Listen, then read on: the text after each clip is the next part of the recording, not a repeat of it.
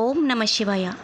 ఈ స్తోత్రం వినడం వల్ల కోరిన కోరిక నెరవేరుతుంది. ఏకం బ్రహ్మైవ ద్వితీయం సమస్తం సత్యం సత్యం నేహ నానాస్తి కించిత్ ఏకో రుద్రో న ద్వితీయోవతస్తే తస్మాదేకం త్వం ప్రపద్యే మహేశం.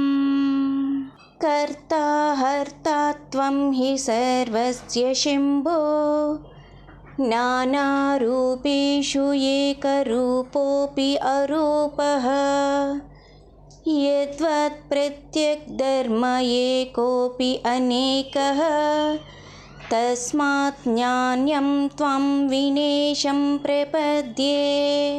రజ్జౌ సర్పః శుక్తికాయాం చ రౌప్యం నీరైః పురః తన్మృగాఖ్యే మరీచౌ యద్వత్ తద్వత్ విశ్వక్యేషః ప్రపంచః యస్మిన్ జ్ఞాతే తం ప్రపద్యే మహేశం.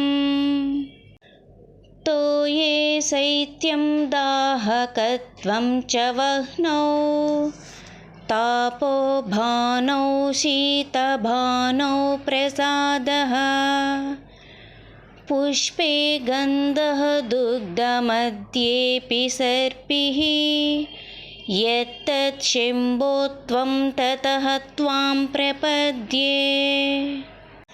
శబ్దం గృహ్ణసి అస్రావః త్వం హి జిగ్రహే అగ్రాణః త్వం యంగ్రిః ఆయాసి దూరాత్ వ్యక్షః పశ్యః త్వం రసజ్ఞోऽపి అజిహ్వః కః త్వం సమ్యక్ వేత్తి అతః త్వం ప్రపద్యే.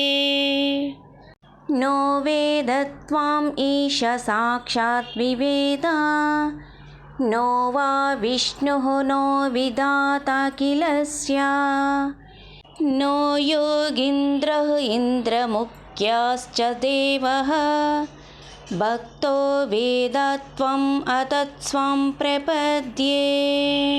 నో తే గోత్రం నేష జన్మాపి నాఖ్య నో వా రూపం నైవ శీలం న తేజః ఇత్థం భూతోऽపి ఈశ్వరః త్వం త్రిలోక్యః సర్వాన్ కామాన్ పూరయేః తత్ భజే త్వాం. త్వత్తః సర్వం త్వం హి సర్వం స్మరారే త్వం గౌరీశः త్వం చ నగ్నः అతిశాంతः త్వం వై వృద్ధः త్వం యువా త్వం చ బాలः తత్త్వం యత్కిం నాసి అతః త్వం నతోऽహం.